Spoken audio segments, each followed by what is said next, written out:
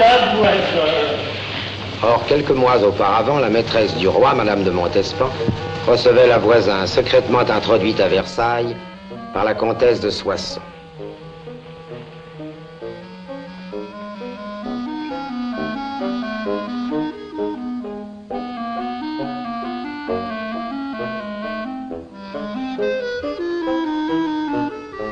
Le prétexte était tout trouvé.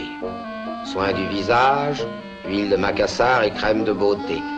Mais bientôt les voilà qui parlent à voix basse. Et l'on ne parvient pas à percevoir les mots qu'elles prononcent. Mais à leurs gestes, à leurs regards assez atroces, on devine qu'une infamie se trame. Et certains mots, en s'approchant de ces trois parcs, vous parviennent aux oreilles. Si vous voulez vous l'attacher, je ne vois pas d'autre moyen. C'est une poudre blanche. Sans parfum, sans saveur, absolument inoffensive. Cantaride, poussière de taupe desséchée et du sang de chauve-souris. C'est une poudre pour l'amour. 2 fois par jour, vous en donnez un dé à coudre dans n'importe quel breuvage. Et si plus tard, sait-on jamais...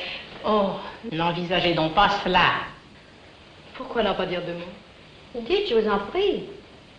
La comtesse veut sans doute parler de nos cérémonies intimes appelées messes noires, qui font merveille en certains cas. Non, je voulais parler de l'autre poudre blanche. Celle-là ne saurait convenir à Madame de Montespan.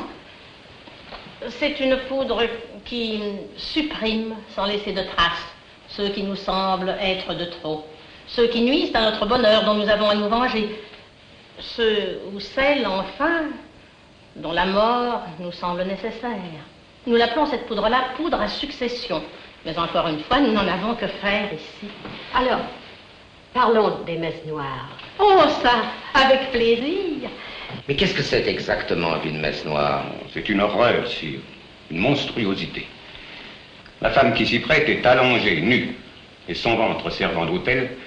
Une messe est dite, au cours de laquelle un enfant est égorgé, dont le sang est recueilli dans un calice, et votre majesté me dispense d'en dire davantage. Je ne vous écoutais plus depuis quelques instants. Il faut faire cesser de pareilles pratiques, et par tous les moyens.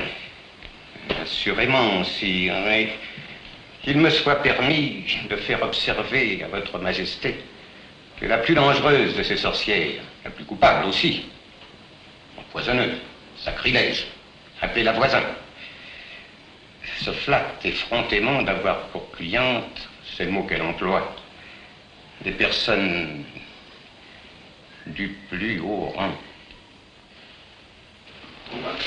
Eh bien, mais que soit constituée immédiatement une nouvelle chambre ardente. Qu'elle soit composée avec discernement et que vous en soyez le maître absolu. Dès lors, je puis vous commander de faire justice exacte, sans aucune distinction de personne ni de sexe.